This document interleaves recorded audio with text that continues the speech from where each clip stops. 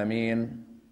والصلاة والسلام على سيدنا وعظيمنا وحبيب قلوبنا وشفيع نفوسنا أبي القاسم محمد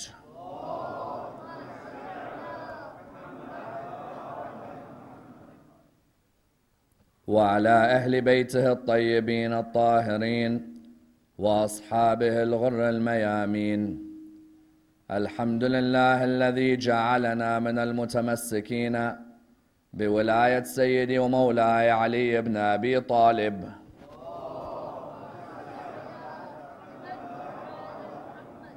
الحمد لله الذي هدانا لهذا وما كنا لنهتدي لولا أن هدانا الله. أما بعد، يقول الله في كتابه الكريم: بسم الله الرحمن الرحيم.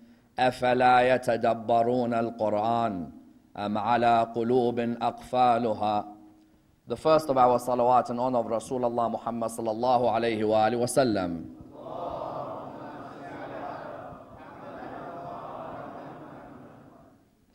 The second in honor of Amir al-Mu'mineen Ali ibn Abi Talib.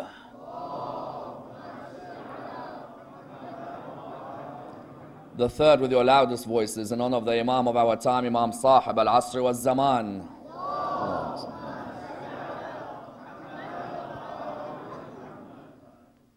There is a request at the back for the brothers just to move even closer to the front for those who are coming in. Sallu ala Muhammad wa ali Muhammad. Allahumma salli ala Muhammad wa ali Muhammad.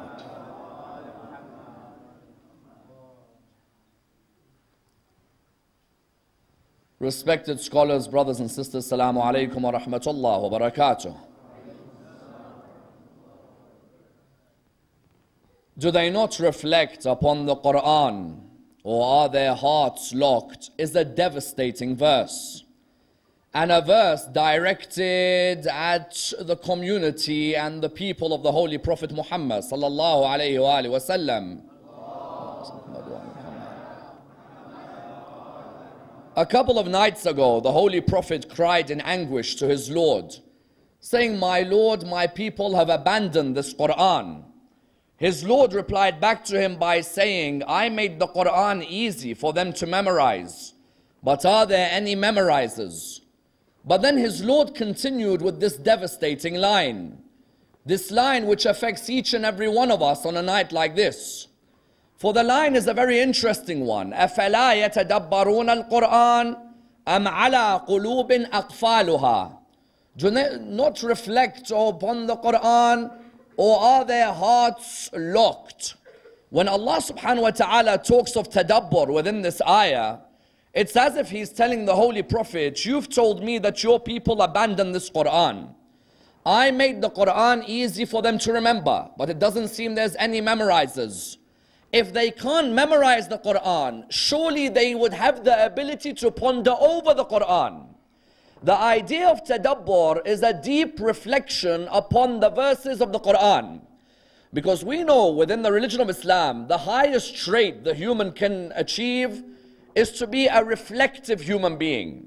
As in, if you were to look at each and every one of the world religions today, they stress the importance of reflection and contemplation in the life of the human being. There isn't a religion in the world today that tells you to stagnate in your thinking.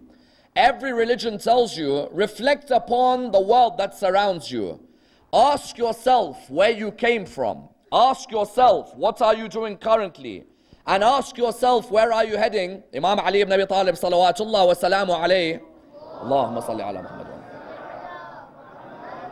has a beautiful line where he states, "May Allah have mercy on the one who knows from where, and to where."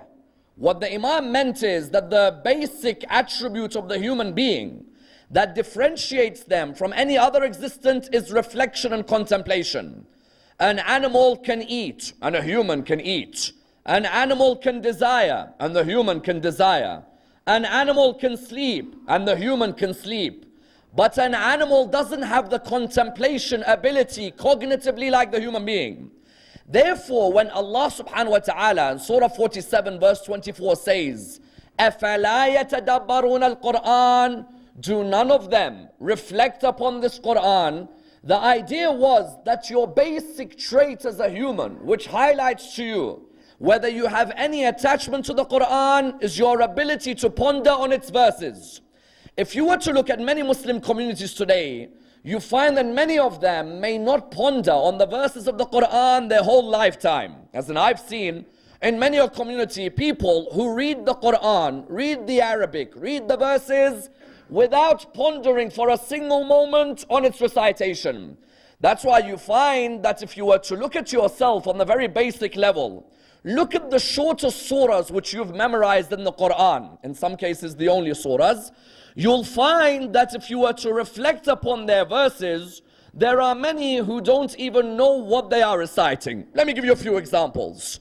Surah Al-Ikhlas is a surah all of us have memorized within this hall. Bismillah ar-Rahman ar-Rahim. And we've memorized it since a young age. Our parents have stressed on it. It's the easiest one to recite after Surah Al-Fatiha and the Salah. You come to reciting it. You say Bismillah ar-Rahman ar-Rahim. Qul huwa Allahu ahad. Then the next verse is what? Allahu samad. Ask many Muslims in the world today, what does Allahu samad mean? You'll have some turning around and saying to you, I have not got a clue what samad is. You'll have others turning around to you, to tell you the truth, I don't think I've ever bothered looking at the translation of Allahu samad. Let's look at another example. You have the example like in the Quran and Surah Al-Kawthar. In Surah Al-Kawthar, what do you have within the Holy Quran? In Surah Al-Kawthar, you have Inna a'tainaka al-Kawthar. Fasalli li rabbika wanhar. Fasalli li rabbika wanhar. Ask many people in the world today. Inna a'tainaka al-Kawthar. They'll tell you who Kawthar is. Fasalli li rabbika wanhar. And pray to your Lord and offer a sacrifice. Ask them, what does it mean when it says pray to your Lord, offer a sacrifice? I've recited it for years. I've never once bothered looking for the translation. Correct? Ask others. Surah Yasin. You come to a verse of Surah Yasin. وَإِذْ أَرْسَلْنَا إِلَيْهِ وِثْنَيْنِ فَكَذَّبُوهُمَا فَعَزَّزْنَا بِثَالِثٍ. You ask people, what does this verse refer to? I don't know. You say to them, hold on a minute. You've recited this verse every Thursday night in your life, haven't you? Yes, I have. Have you once pondered who this verse refers to? You'll find many will turn around and say, we haven't pondered. Much of the Muslim world today, half of the problem is what Allah addresses. أَفَلَا يَتَدَبَّرُونَ الْقُرْآنَ أَمْ عَلَىٰ قُلُوبٍ أَقْفَالُهَا. Either they are reflecting upon the Quran, or their hearts are completely locked. That's why Amir al-Mu'minin has a wonderful line. What does he state? There is no good reciting without reflection or worshipping without understanding. Isn't that true? Imam Amir al-Mu'minin, what does he mean? He says there are many in the world whose worship is a dry worship. Bismillah ar-Rahman ar-Rahim, alhamdulillah rabbil alameen ar-Rahman ar-Rahim, maliki yawmiddin. Not 1 minute in the day does he care to go and ponder on these verses. No, just recite and recite and recite like the Quran is a 1,400-year-old book in Arabic. If you want 1,400-year-old Arabic books, then I can go to a British museum and I'm sure we can find a couple. The idea of the Quran was wrought, هُدًى لِلنَّاسِ وَبَيِّنَاتٍ مِّنَ الْهُدَى وَالْفُرْقَانِ. It was a guide for mankind and that which differentiates truth and falsehood. If I'm reciting فَصَلِّ لِرَبِّكَ وَانْحَرْ all my life, and I'm proud that I memorized Surah Al-Kawthar, and then when a non-Muslim comes and says to me, you know فَصَلِّ لِرَبِّكَ وَانْحَرْ and Surah Al-Kawthar, what does it mean? And I turn around and I'm like, you know what, I've recited all my life, I have not got a clue what it means. Then what is the Quran? You see, Rasulullah did not want the Quran to be a ceremonial book. You know what I mean by ceremonial? When nikah happens, bring the Quran out. When mayyit happens, bring the Quran out. And when Maulana happens to come to your house, become religious by putting the Quran out, correct? As in you'll find some, they don't read the book. If you ask them, you know that book over there, when was the last time you picked it up? They'll say to you, I hardly ever pick it up to tell you the truth, but it looks good on the cabinet and I heard it brings barakah to the house. No. The aim of the Quran was what? The aim was to read, but to also ponder. Because pondering builds the character of the human being. That's why Allah subhanahu wa ta'ala says what in Surah 38 verse 29? كِتَابٌ أَنزَلْنَاهُ إِلَيْكَ مُبَارَكٌ لِيَدَّبَّرُوا آيَاتِهِ وَلِيَتَذَكَّرَ أُولُو الْأَلْبَابِ. Listen to these lines, because the word tadabbur is not just used in Surah 47 verse 24. In Surah 38 verse number 29, Allah says, a glorious book which we revealed its verses to you, so the people may ponder. When my child, when my nephew, when my niece, when my sister comes to me and says, what's the point of the Quran? Why have a 1,400-year-old book at home? The point wasn't to have an Arabic textbook at home. The point was to have an Arabic book, but whose verses were to be pondered over. If I, as a human being, have got فَصَلِّ لِرَبِّكَ وَانْحَرٍ, and I don't know the meaning.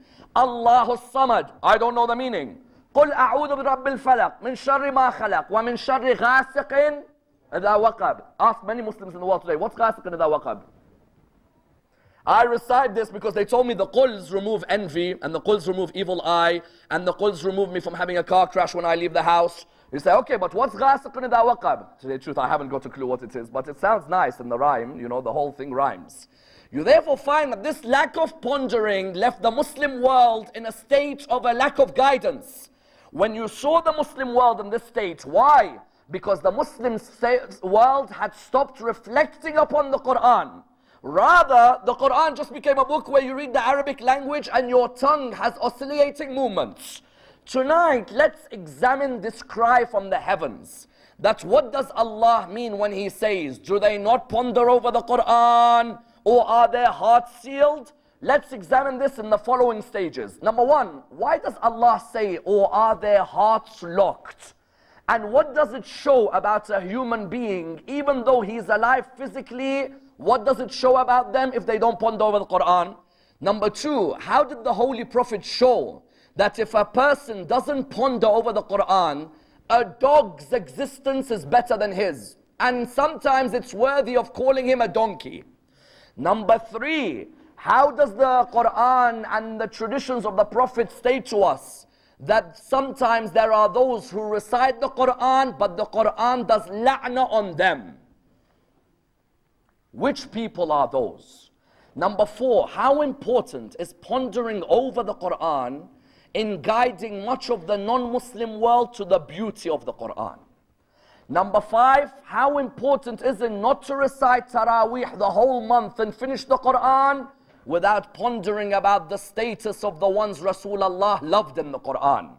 And number six, how in Sham, in front of Yazid's palace, did pondering over the Quran affect a man cursing Zayn al-Abidin? Let's dissect this and dissect the topic in complete depth. The ayah of the Quran, what does it say? أَفَلَا يَتَدَبَّرُونَ الْقُرْآنَ أَمْ عَلَىٰ قُلُوبٍ أَقْفَالُهَا? Do they not reflect over the Quran, or are their hearts sealed?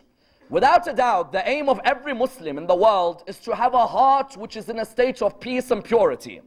We know that the heart is the center of intellect in the human being. As in when the Quran talks of qalb, the Quran doesn't mean the qalb literally, the physical heart with blood pumping. No, heart in the Quran, whenever you read the word heart, it refers to the center of the intellect and the rational faculty in the human being. That heart which we have can either be a heart which is full of purity or full of diseases. This heart, as a central base, can either be enveloped with diseases, or we're able to purify it to the highest level. As in, sometimes you find that when you look within the Quran, Allah subhanahu wa ta'ala states that there are certain people whose hearts carry diseases. Is that not true? Sometimes you hear in the Quran, فِي قُلُوبِهِمْ مَرَضٍ. There are some people whose hearts have diseases. When I say there are some whose hearts have diseases, what do we mean by diseases? We mean by diseases that they may have the diseases of envy, the diseases of jealousy, the diseases of greed, the diseases of gluttony. That person's heart, what is it? That person's heart is one which can never be able to see purity. Why? Because that person, his heart is surrounded by the spiritual diseases. And sometimes in life, the spiritual disease is much more dangerous than the physical disease. Diabetes, there's a way I can cure it. Cancer, there's a treatment for it. But sometimes greed and envy, there is nothing can cure it when it surrounds your heart, correct? When the Quran said, فِي قُلُوبِهِمْ مَرَضٍ, there are certain people, these diseases do not allow them to ponder. These diseases envelope their existence. Imam used to say that envy does away with faith like fire burns wood. Isn't that true? As in, sometimes envy destroys you as a human being. When you look within the mirror, You're like, what is this disease that I have? That every time someone's successful, I'm envious of their success. You found the heart, therefore, was the center of reflection in the Quran. Rasulullah wanted to turn the Muslims' attention to what? Sometimes in the supplications, Rasulullah would want the Muslims to reflect that your ultimate aim in life is to allow this heart to grow, not to be enveloped by disease. Allow the intellect faculty to rise. Haven't you read, sometimes we say, Allahumma inni as'aluka al-amana, yawma la yanfa'u malun wala banun, illa man ata Allah biqalbin salim. On the day of judgment, my wealth and my children will not help me. What will avail me? My peaceful heart. Rasulullah wanted the Muslim to have a heart which was peaceful with itself. In dua, he would also tell the Muslims, Allahumma inni a'udhu bika min nafsin la tashba wa min qalbin la yakhsha. Ya Allah, I seek refuge from you from a heart that cannot become humble.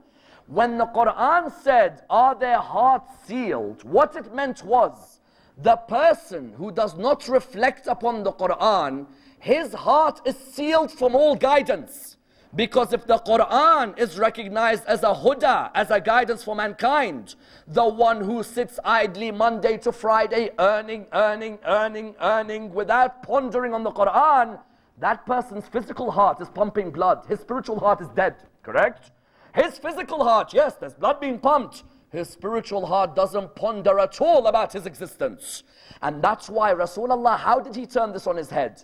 He gave a hadith to the Muslims where he showed them, do you think your intellectual heart of your nafs is something simple? He gave a hadith from his Lord. What is it? قَلْبِ الْمُؤْمِنْ عَرْشِ الرَّحْمَنِ. The heart of the mu'min can carry the throne of Allah subhanahu wa ta'ala.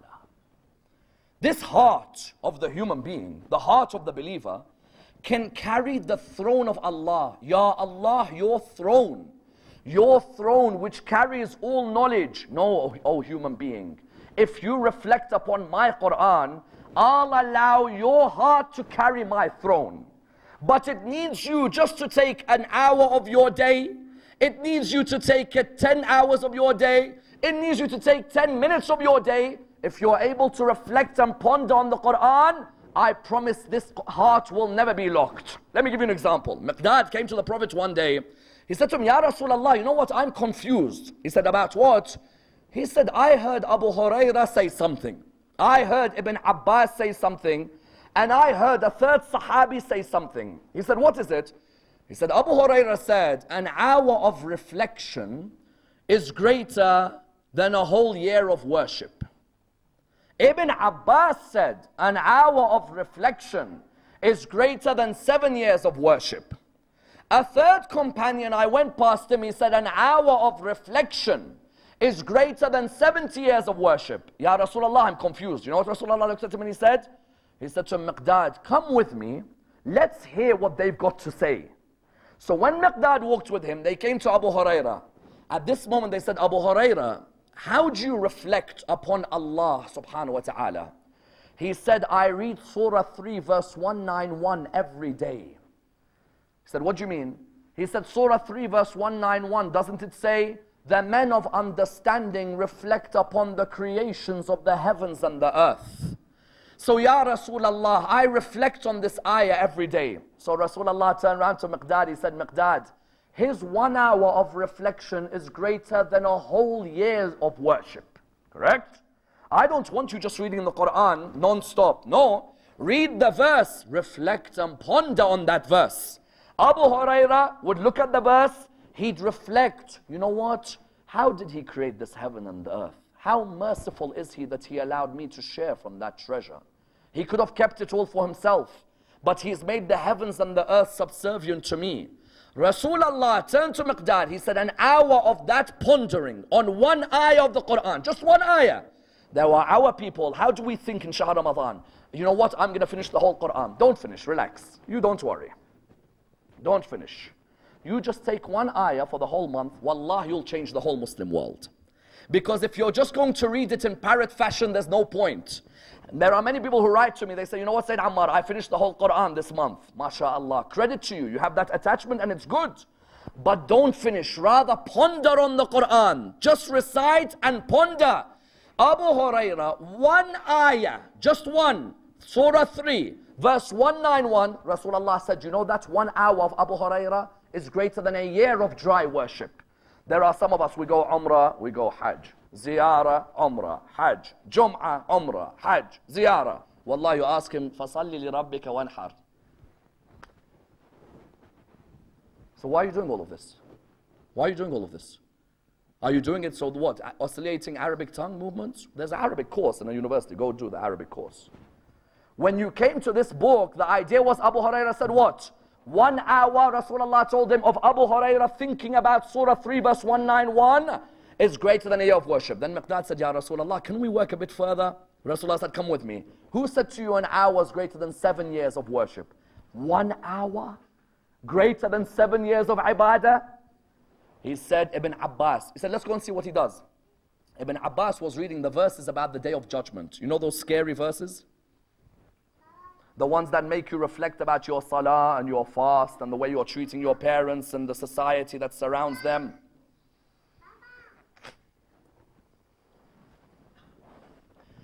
Those verses are the scary ones, the ones about the Day of Judgment. They're the extremely scary verses.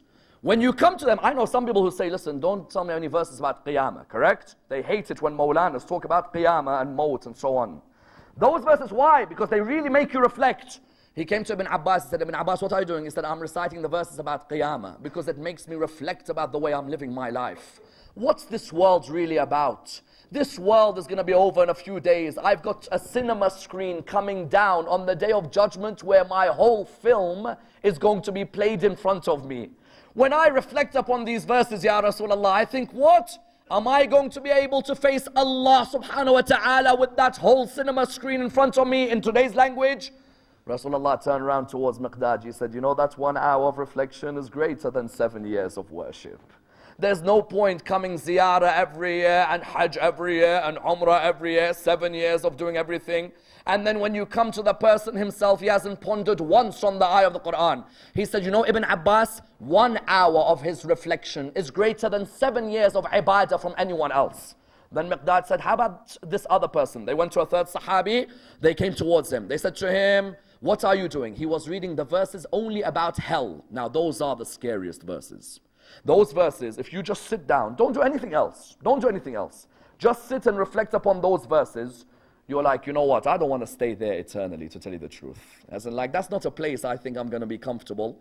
So that person, they looked at him and said, what are you doing? He said, I'm reading the verses about hell. The more I read these verses, the more I ponder on them, the less sins I commit. Rasulullah looked towards Miqdad. He said, an hour of this man's reflection is greater than 70 years of worship. What's occurred in all of this? What's occurred is that the qalb, if it reflects upon an ayah of the Quran a day, Shahr Ramadan, don't come and tell me I finished 30 siparas. MashaAllah, you finished. But if one ayah called Allahu Samad for years you never knew the meaning of, then what was the point of 30 siparas if I don't know the meaning of one ayah? The idea was you want the heart to be unlocked, then you reflect upon the ayat of the Quran. أَفَلَا يَتَدَبَّرُونَ الْقُرْآنَ أَمْ عَلَىٰ قُلُوبٍ أَقْفَالُهَا. Why? Because if I'm not pondering, then my existence is animalistic. What's my existence? If I have a Quran at home and I don't ponder on the ayat of the Quran, then is my existence greater than that of a dog? Rasulullah turned around to one person, he said, you know what? Sometimes the dog thinks more about its existence than the human being. Someone will turn around and say, are you trying to say that I'm lower than a dog? No, not at all. Not at all. You are a professor of existence. You are not lower. I'm not lower. No, no. But Rasulullah one day explained to someone that you, the human being who's been given this ability to ponder, why don't you use this ability to ponder? The person that come to me and said to him, Ya Rasulullah, I have an issue. He said to him, what is it? He said, Ya Rasulullah, I lose every business deal. Every business deal I enter, I lose. Ya Rasulullah, what do I do? These businessmen, they keep conning me. There isn't a way out for me. Ya Rasulullah, is there no way that I can achieve success? Rasulullah tells him something quite beautiful. He says to him, you know what? At the end of any business deal, have a 3-day period where you can annul the transaction.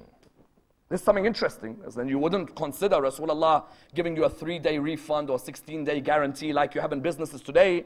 Rasulullah said, have a 3-day annulling the transaction period. Maybe in that 3-day period you'll make profit. Maybe both of you who've entered the deal will make profit.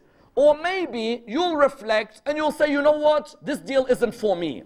He then looked at him and he said, my son, know that reflection and patience are gifts from Allah subhanahu wa ta'ala.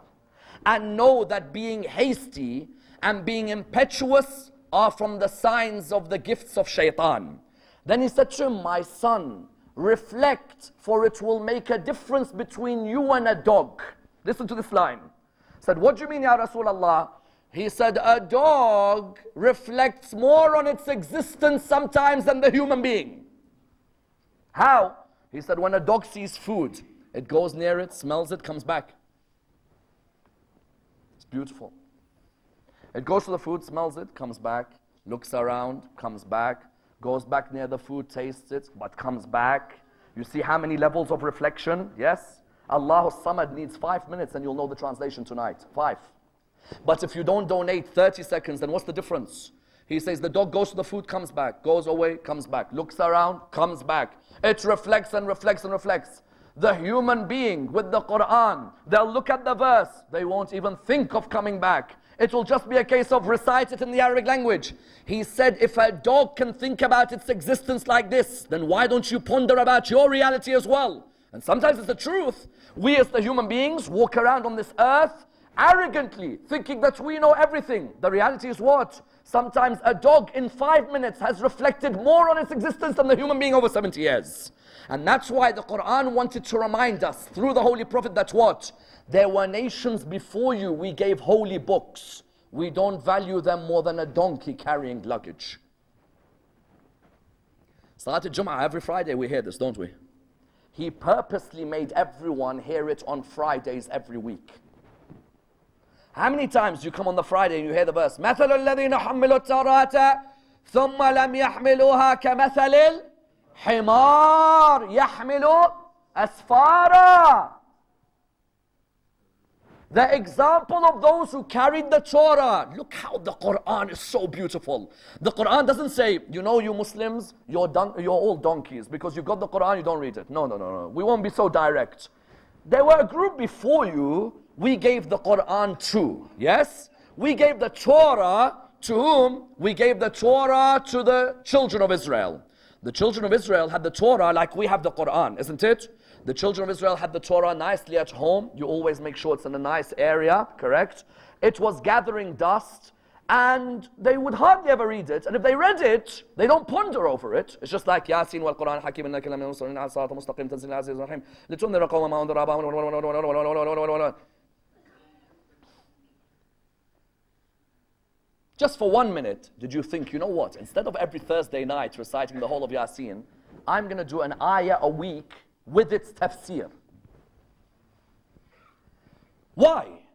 Because I don't want to be a donkey carrying luggage. In Surah Al-Jum'ah, every Friday, Allah purposely told His Prophet, every Friday I want the Muslims to come to prayer and hear this verse. Because I want them never to reach a stage where they become donkeys carrying a book. A donkey, does it know what's on its back? No. Does it read what's on its back? No. Does it reflect on what's on its back? No. But does it have what's on its back? Yes, it has it. It has it. It's there. But is there any reflection? Is there any pondering? No. We the Muslims, when it came to our existence, a person's heart is locked if they don't reflect. Their existence may be lower than the dog and the same as the donkey. But when a person decides to reflect, that is what transcends them in the eyes of Allah subhanahu wa ta'ala. Imam Ali ibn Musa Rada salawatullah wa salamu alayhi has a phenomenal line. He says, never did I come across an ayah of the Quran, but that I had to search for the reason it was revealed. Someone turns around and says, hold on, Imam al-Rada is ma'soom, and he's been given knowledge of every ayah. No, Imam is saying this is an example to us.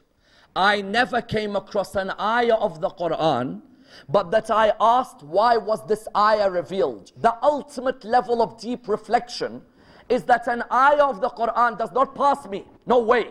Excuse me, you're reciting Yasin, come here, come back with me, Maulana.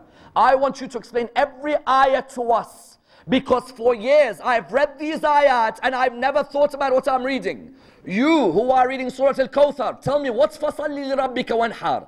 You who are doing Allahu Samad, what's Allahu Samad? Imam al-Rida said, I never came near an ayah of the Quran, but that I asked myself, what's the reason this ayah was revealed? What is the background of this ayah? How does this ayah refer to myself?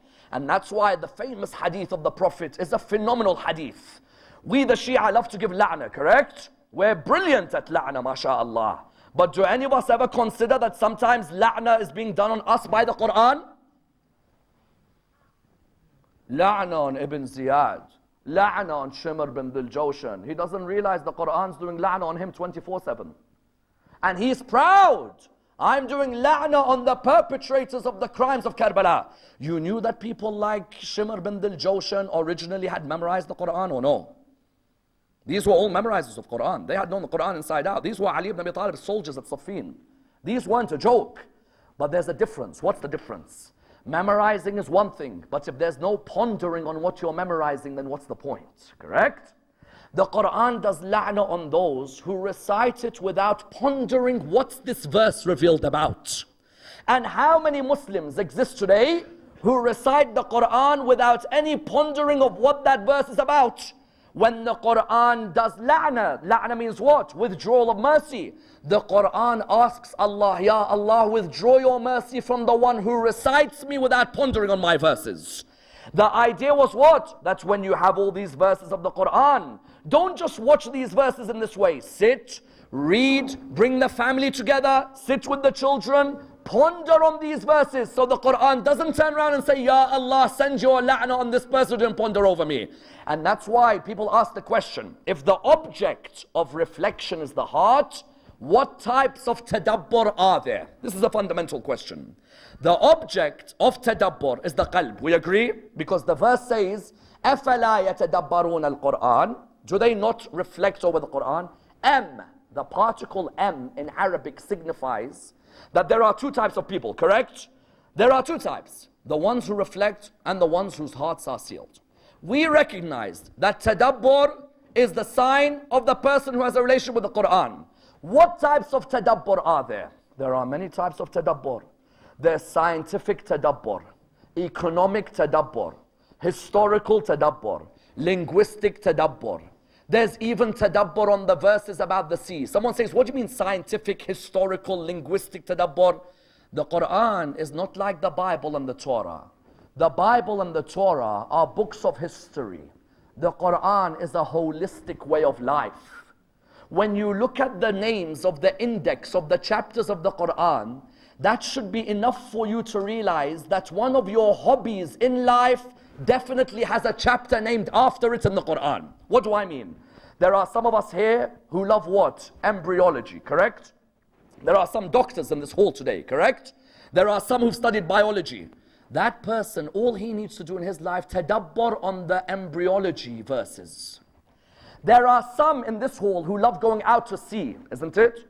They enjoy the sea, they enjoy the study of the waves in the sea, they enjoy what happens with the ships and the boats in the sea. Just do tadabbur on the ayat about waves.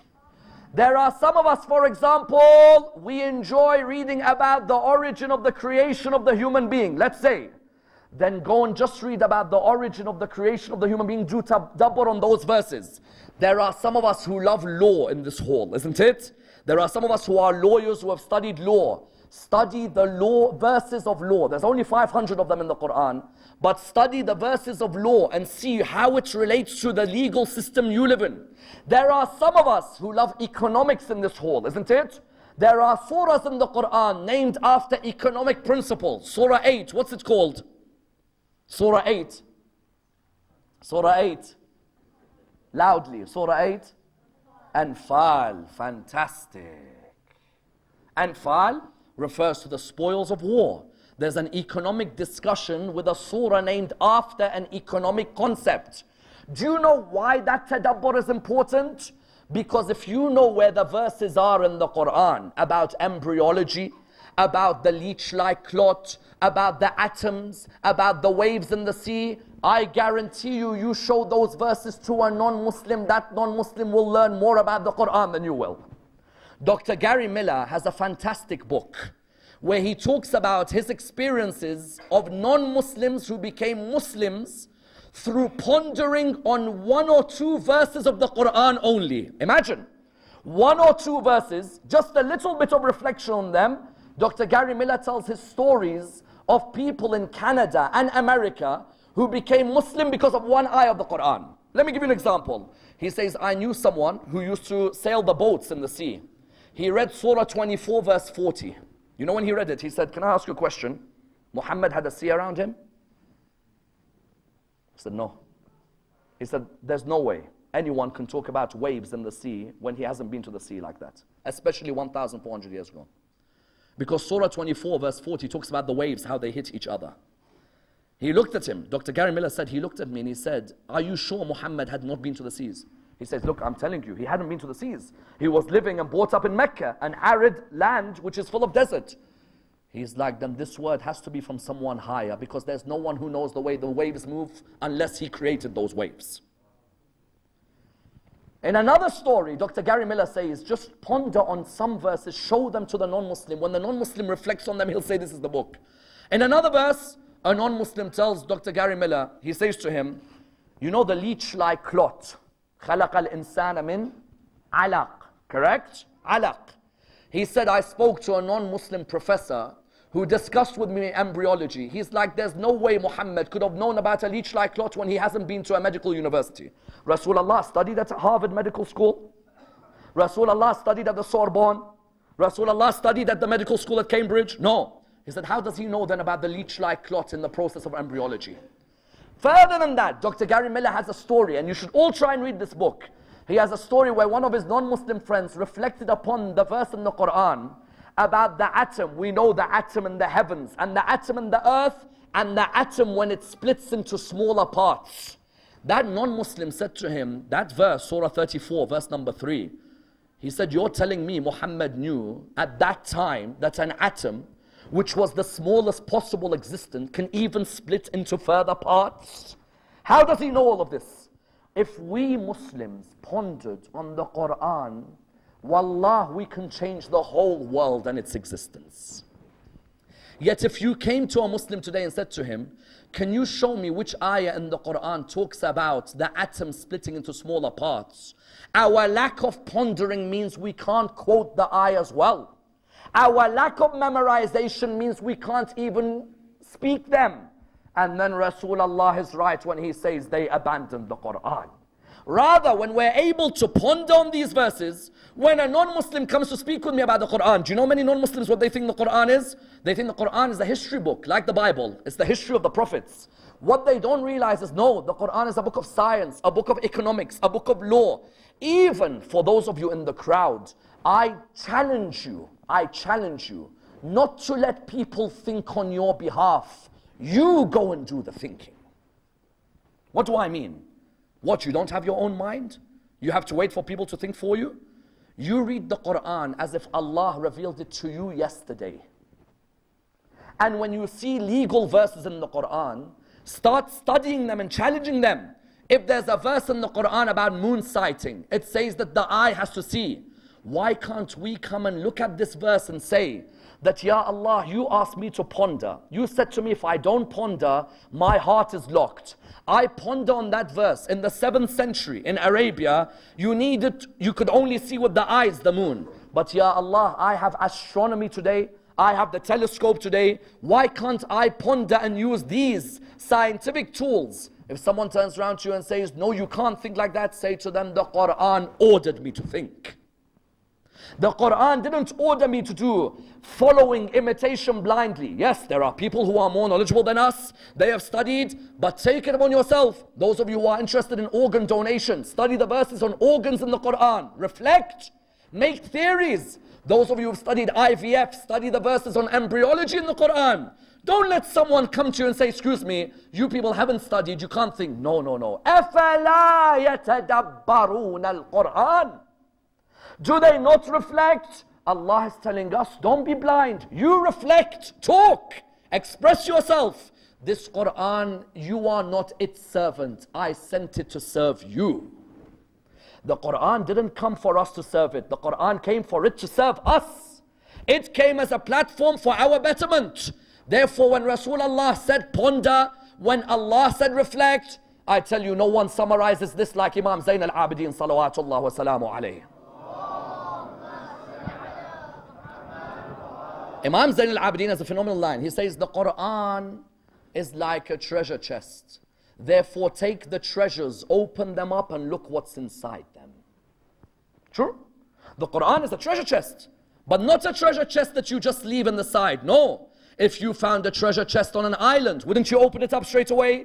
Wouldn't you check what's in the treasure chest? Likewise, Imam makes this very clear. He says the Quran is like a treasure chest. Then open the treasures, see what's inside them. And you know what the sadness is in the Muslim world today?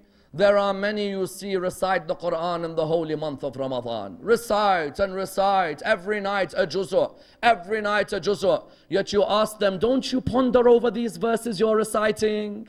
Don't you think about these verses? There are people, they'll go a whole lifetime.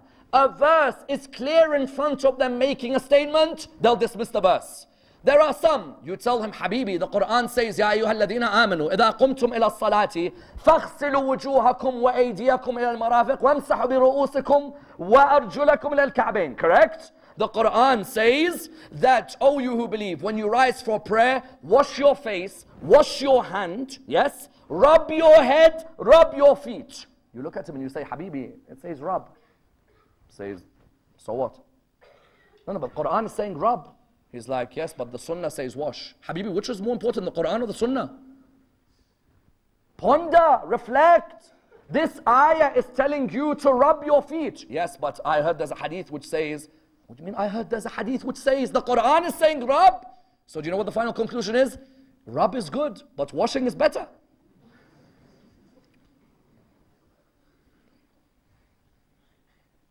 That's like that one scholar of ours who was teaching us a lesson on wudu. He said, the ones who say rub is good, but washing is better. That's like saying, you know what, if someone drinks alcohol, you know the lashes for alcohol, say you have to lash them whatever, 80 times.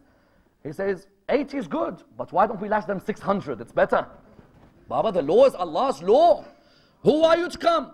There are some in Taraweeh right now. He comes across this ayah. Ya ayyuha alladhina amanu idha qumtum ila salati faghsilu wujuhakum wa aydiyakum ila al-marafiq wamsahu bi ru'usikum. And he's just standing there. And he'll go home, and what will he do? Will he wash or will he rub? He'll wash. The ayah is saying rub. Let me give you another example. Surah 66 verse 1, it begins.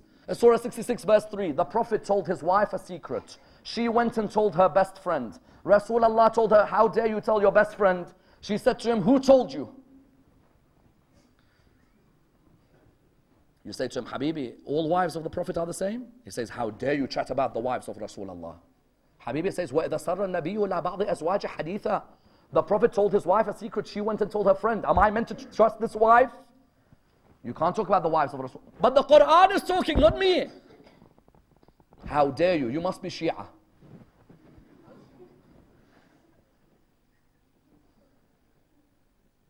إِنَّمَا يُرِيدُ اللَّهُ لِيُذْهِبَ عَنْكُمُ الرِّجْسَ أَهْلَ الْبَيْتِ وَيُطَهِّرَكُمْ تَطْهِيرًا. For example, Allahumma salli. Right now, you'll find in the Muslim world, people standing 2-3 hours in salah. إِنَّمَا يُرِيدُ اللَّهُ لِيُذْهِبَ عَنْكُمُ الرِّجْسَ أَهْلَ الْبَيْتِ وَيُطَهِّرَكُمْ. You ask him after, who's Ahl al-Bayt? He's like, everyone. You say, no. The ayah is revealed, and there's a clear tradition. There has never been a wife of Rasulullah who said, I was in that verse. No wife of the Prophet has ever said, this ayah was about us. I defy anyone. You say to him, so who's it about? He's like, it's about the wives and the family.